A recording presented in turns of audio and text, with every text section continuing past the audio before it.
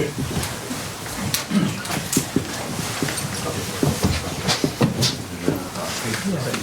don't have to ask questions, you know. We were going to do quick fire questions to you actually. Oh yes, like yes, no, maybe. You get paid for questions. Who? You? What was your question for quick fire?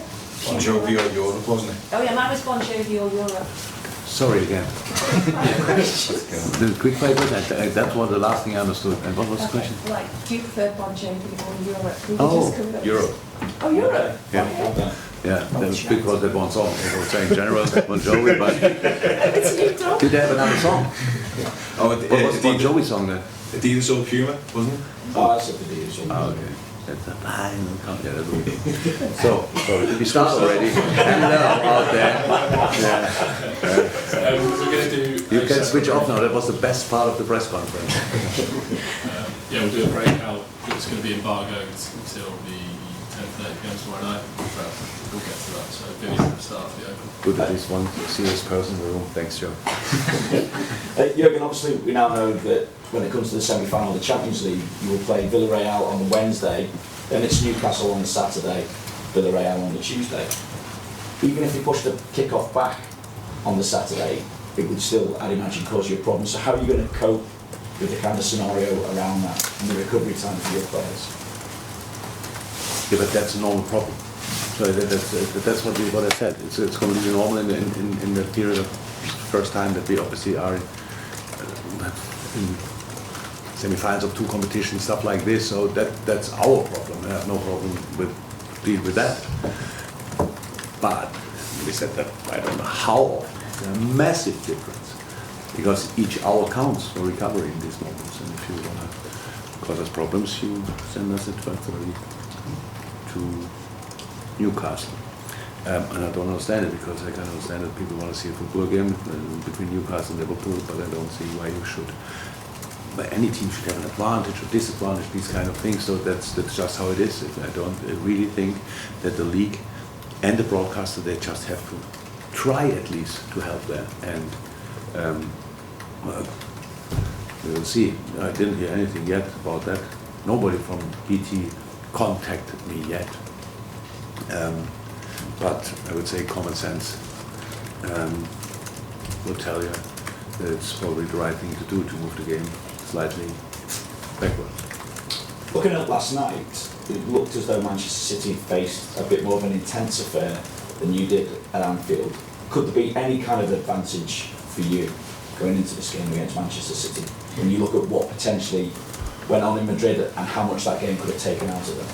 I don't know. I didn't see the full game. I saw a few highlights. Some of them obviously after the game. Yeah, we had it last week before Face City. We had the away game and arrived then in the middle the next day. You're right. We stayed there overnight. So yeah, traveling is intense. Definitely will give us an advantage. I have no idea, but we will see that. It was for both teams. Both games were intense, but I didn't see the complete game from last night from City yet. We'll do that this afternoon, and then maybe I could tell you more, but in this moment, don't know. It is the third time you'll face each other this season, though. You could feasibly still meet in the final of the Champions League as well, but both games have finished 2-2 in the Premier League so far. Can you actually surprise each other anymore? Not just a surprise. I think we all think a lot about these kind of games. We have to. So I think City was really strong last week, yeah. And we were not at our best. So I would like to see a game when we are at our best as well. So it would be interesting. So let's give it a try. Maybe that would be a surprise. All of a sudden we are good. And so, boys, there's a lot of good stuff in the game, but I really think we have a couple of positions we are really are able to perform on a completely different level. So I think we should give that a try. And then it's a cup game. It's one-off means if it's 2-2 again, it's 120 minutes, and then if it stays there 2-2, then it goes to penalty shootout. It's crazy that would be really crazy that go all the way. But honestly, I really like that. I want to have 12 games from now on until the end of the season. I want to be in the finals and all this kind of thing. It's not about that. It's just it's tough and makes it not easier, but it's anyway. But still the best schedule to have, because it means you are in all competition as long as somehow possible, and that's why I'm really looking forward to the game. Wembley is a big pitch, so we have to cover a lot of grass and to run a lot and to close big gaps and all these kind of things. But I think it will be cool. Of course, both teams will use the last game for their analysis, of course, and we will see who used it better. Yeah, and because you play each other so many times, do you notice, you talk about wanting to surprise them, but do you notice any little differences every time you come up against Manchester City in opposition? Over the years, yes, of course. So I think we had some decent counter-attacks in the past. Then I think Pep decided, like, fullbacks were not allowed to pass the halfway line anymore, stuff like this. And these kind of things, it's normal. We do similar stuff. It makes no sense to talk about it. So we try to deny them as well. Sometimes it works out, sometimes not. And it's not about that. Still, we know about the quality of City. And don't have to mention it all the time, but everybody knows it anyway. It's like there are decisive challenges in a game, and you have to.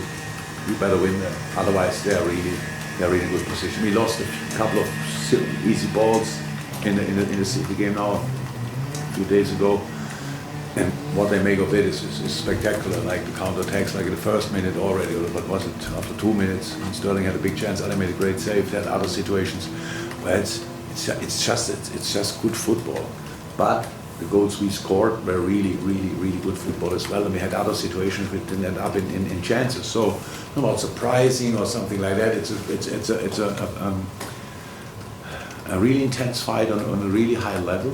The concentration levels the boys have, all of them have to bring on the pitch is insane. And that was really solid. It's very similar to the Chelsea Cup final. We had 120 minutes. It's like unbelievable how intense it was in all aspects. So that's why it's so interesting. And on top of it was still a good game, because when tactical things match each other from time to time, it's like, okay, that's tactically really interesting, but for the neutral, horribly boring. And that happened rarely. It's now in games between City and us, and that's good for all the fans who will watch it. And one more, if I may, because you talked about Benfica coming to Anfield and full throttle, and you've just spoken about, you know, the match against Chelsea being at Wembley in the final. Do you risk everything, or do you treat it? Can it be treated as a final, even though it's just a semi-final? It has to be treated as a final. We have to all. In an ideal world, we have 12 games. That means we only have 12 games with the 10 around. We treat like finals. So that's how it is pretty much, and that's how we approach it already since January, since we started this little mission. And we have to go all in. Imagine now we would play against City and we think, maybe we can a little less there, a little less now. Anyway, against City, you always have to see it as a final, but now it is a semi-final. It means it's the only way to get to the final. We actually want to go there, so we will try to play really good football. What would be then, in the best scenario, successful. James? Jurgen, Liverpool have won the FA Cup 7 times, and I just wonder, what does it mean to you personally as a competition, and what memories do you have of it, perhaps from being back in Germany? Germany was quite a lot in the final, but we all know I tend to lose finals from time to time, so we didn't win them all as often as I would have wished. But massive competition, massive competition. Spoke about that before. So it's obviously so far we didn't even go to the semis yet. So it's first experience in the semi-final of Wembley. But better late than never. And now we are there, and it means everything to us. To be honest, we want to. I hope our people can get to Manchester. Didn't speak about to Manchester, to London, We didn't speak about that anymore. It's still the same issue, I think. Yeah. The trains stopped already, or Yeah, they I will think it's stop just 5 minutes tomorrow, before. isn't it? Tomorrow. Tomorrow it's finished. That's great timing. Yeah, hope they can make it, and then we have the atmosphere a semi-final between Liverpool and City deserves. Have you practiced penalties? We do that quite frequently, not only around any cup games. Could have been necessary last night as well. So the boys should still know which corner they want to choose. Carl at the back. Very good.